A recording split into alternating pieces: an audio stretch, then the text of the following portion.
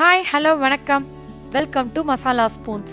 இன்னைக்கு நம்ம ஹெல்த்தியான கேழ்வரகு மாவு வச்சு சூப்பரான கொழுக்கட்டை எப்படி செய்யறதுன்னு பார்க்கலாம். வாங்க வீடியோக்குள்ள போலாம். மசாலா ஸ்பூன்ஸ். முதல்ல ஒரு கடாயில 1 கப் ராகி மாவு சேர்த்துக்கலாம். இது 150 கிராம் இருக்கும். அதுக்கப்புறம் ஒரு 1/4 கப் அரிசி மாவு, இது பச்சரிசி மாவு. இது ரெண்டும் சேர்த்துட்டு லோ ஹீட்ல வச்சு ஒரு 5 நிமிஷத்துக்கு நல்லா வறுத்து எடுத்துக்கலாம். அப்புறம் ஒரு கடாயில 1 டேபிள் ஸ்பூன் எண்ணெய் சேர்த்துக்கலாம். எண்ணெய் சூடானதும் 1 டேபிள் ஸ்பூன் உளுத்தம் பருப்பு சேர்த்துட்டு லோ ஹீட்ல வச்சு நல்லா வறுத்து எடுத்துக்கலாம். இது ஒரு லைட் ப்ரௌன் கலர்ல வரைக்கும் வரணும்.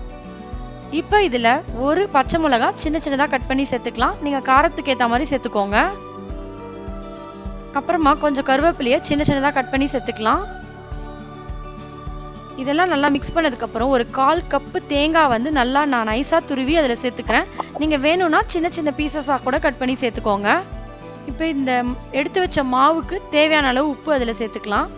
அப்புறம் ஒரு 1/4 டீஸ்பூன் பெருங்காயம், இதெல்லாம் சேர்த்துட்டு நல்லா கலந்து விட்டுடுங்க.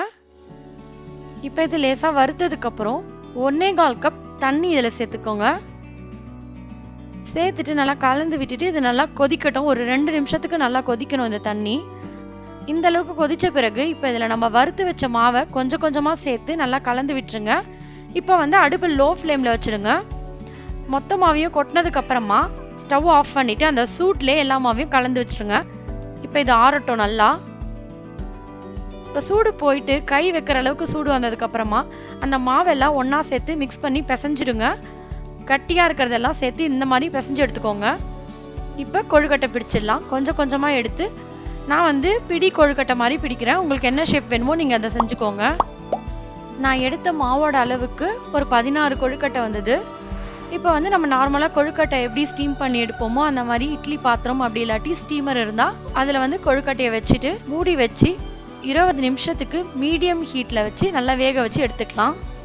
20 minutes later. ஓகே, இப்போ நம்மளோட கொழுக்கட்டை சூப்பராக ரெடி ஆயிடுச்சு. எப்போவுமே ஆவியில் வேக வச்சு சாப்பிட்ற உணவு எல்லாமே ரொம்ப ஹெல்த்தி. அதுவும் ராகி மாவு இன்னுமே ஹெல்த்தி. நீங்களும் இந்த ரெசிபியை ட்ரை பண்ணி பார்த்துட்டு எப்படி இருந்ததுன்னு கமெண்ட் பண்ணுங்கள். அப்படியே மறக்காமல் மசாலா ஸ்பூன்ஸ் சேனலுக்கு சப்ஸ்கிரைப் பண்ணிக்கோங்க. பக்கத்தில் இருக்க பெல் பட்டனையும் கிளிக் பண்ணிக்கோங்க. தேங்க்ஸ் ஃபார் வாட்சிங். நன்றி.